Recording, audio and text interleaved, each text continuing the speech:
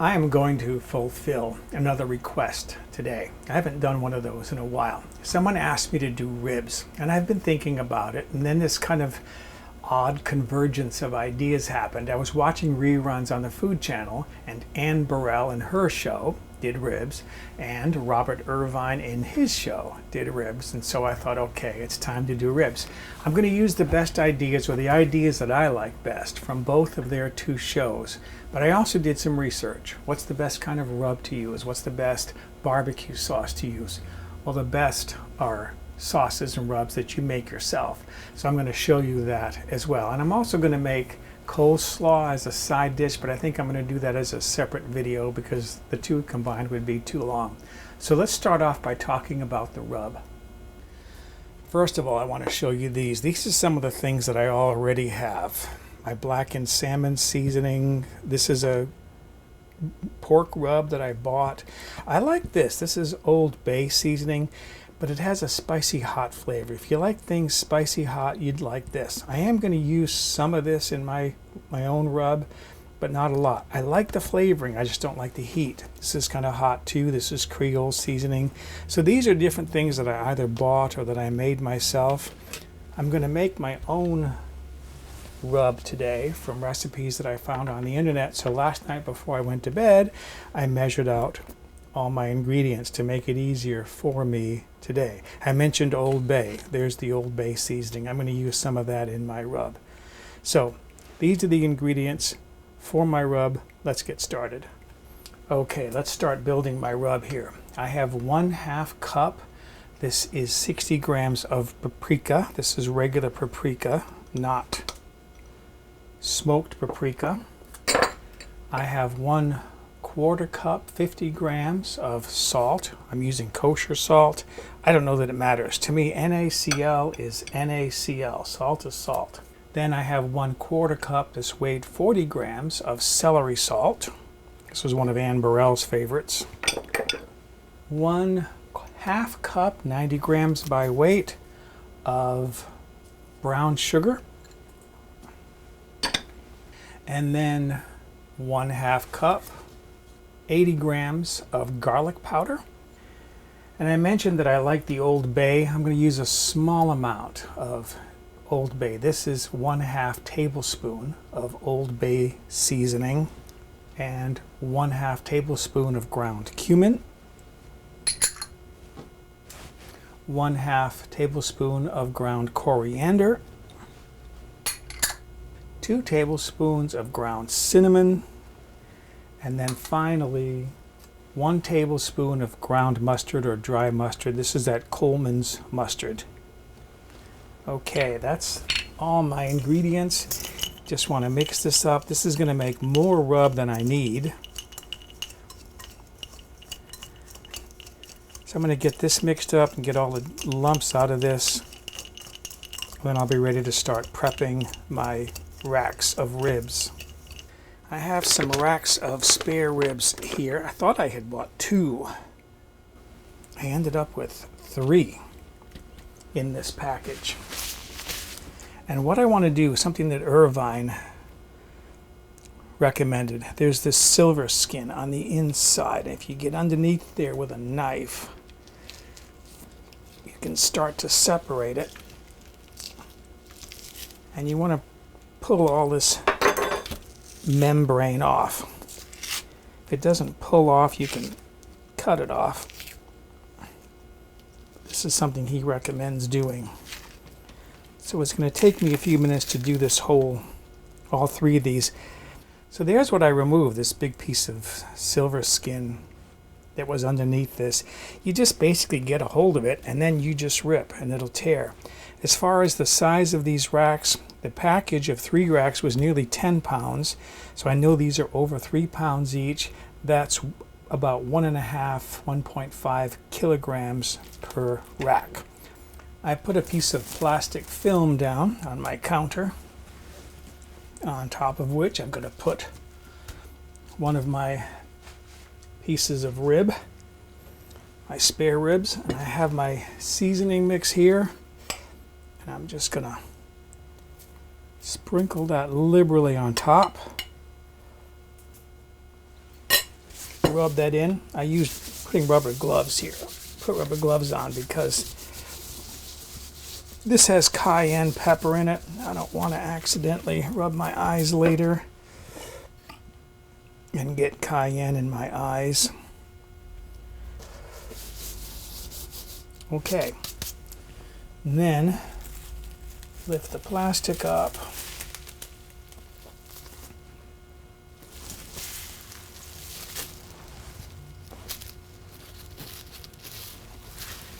Wrap the ribs. And there is one of my racks. I'll put that on a tray and put that in the refrigerator overnight. And I did taste this mixture, by the way. It's a little on the spicy side, which makes me nervous, but this should be okay. So there they are. 3 racks of ribs ready to go into the refrigerator. I made some room in the refrigerator. I'll put these away, let them sit until tomorrow, and then I'll roast them. But right now I need to work on my barbecue sauce that I'll be using to garnish these and finish these tomorrow. Let's take a moment to talk about barbecue sauce. First of all, I'm sure all of you know that you don't cook the meat with the barbecue sauce on, because the sugar in the sauce, the tomato, that will burn and ruin the sauce. You cook the meat first, and then in the last few minutes you coat the meat with the barbecue sauce. Put it on the heat for just a few minutes just to start to caramelize it, and then it's ready to serve. I've heard different complaints about barbecue sauce. I think it's just a matter of personal taste. Some people say the sauce is too sweet. Some say it tastes too much like vinegar. Well, this is where you make your own. And that's what I'm going to do. I'm going to make my own barbecue sauce today, and I'll show you how I'm going to do that.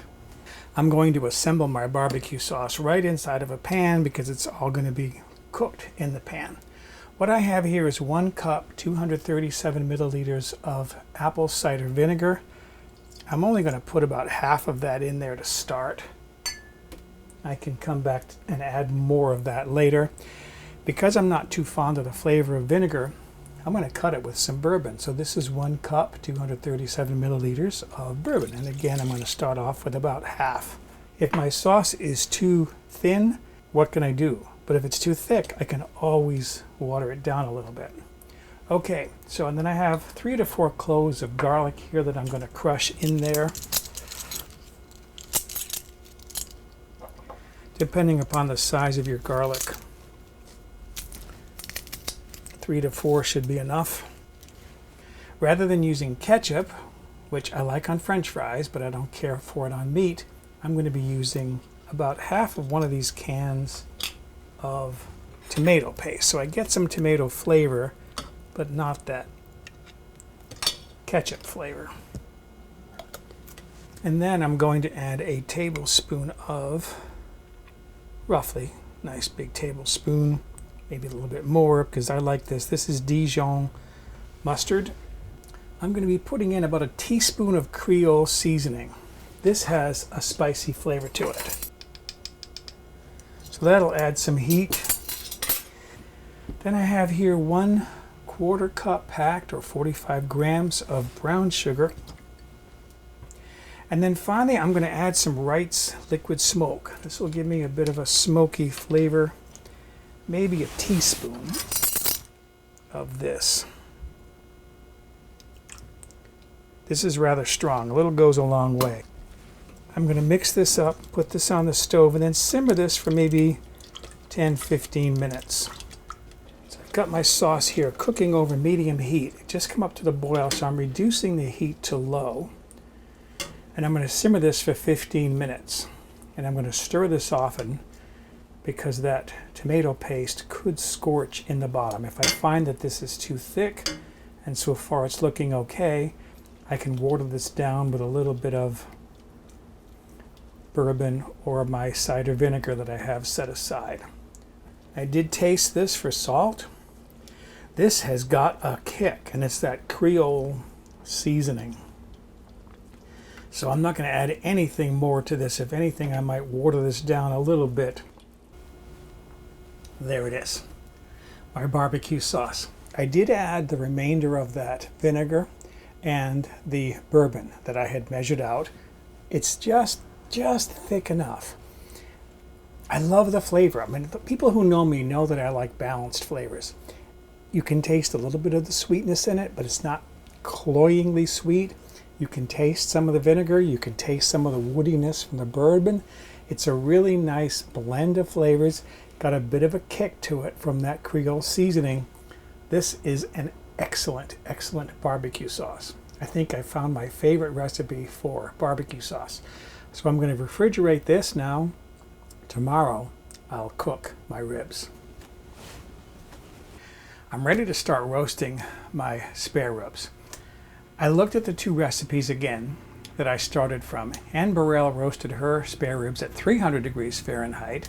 Robert Irvine used 225 degrees Fahrenheit.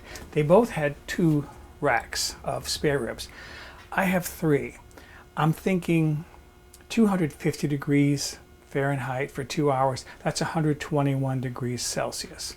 So let's prepare these to go into the oven. Next is my selection of pan.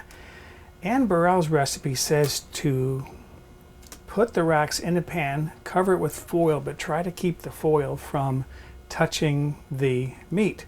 Well, my sheet pans aren't deep enough to keep the foil off the meat. So I'm thinking maybe a roasting pan would be better. So that's what I'm going to use. However, and here's where the problem comes in, I have 3 of these racks. So one of these racks is going to have to go onto a sheet pan because I'm only going to be able to squeeze 2 barely in this roasting pan. All right, there's my second one going in there. I'm going to turn that one around. I think it might fit a little bit better. Yeah, there we go. Okay, now here's one idea that I liked. Anne Burrell put beer in the pan. I'm going to put pretty near this whole bottle in there. About 3/4 of this bottle. And then I'm going to cover this with foil. Okay, this one is ready to go into the oven. I'm not sure what I'm going to do about this, but I'm going to put my beer in the bottom, the remainder of that beer. Squeeze that in there as best I can. This is a large rack of spare ribs. And then I'm going to cover this with foil. It's going to touch the meat, but it'll give me an opportunity to experiment and see how they compare. I took my spare ribs out of the oven. They were in there for 2.5 hours, which is what I figured they would need to be moist but tender. I started to see some of the meat pulling away from the bones, which is a sign that it's getting done. I am right now in the process of firing up my broiler with a pair of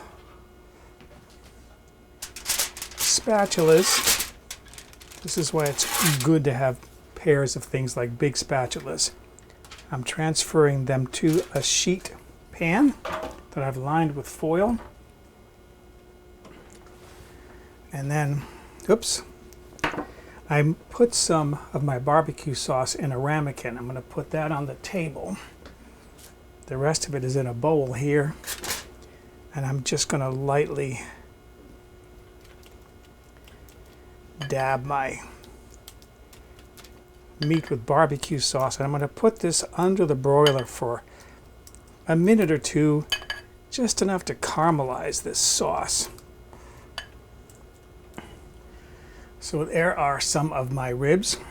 I put a mound of my coleslaw on a plate, stack the ribs on top. I have a little bowl of my barbecue sauce here for garnish.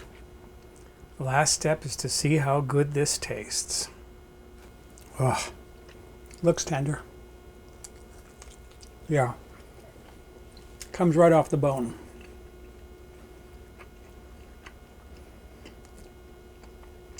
Oh, that is some good spare rib. I left my apron on because I thought this might be messy. Okay.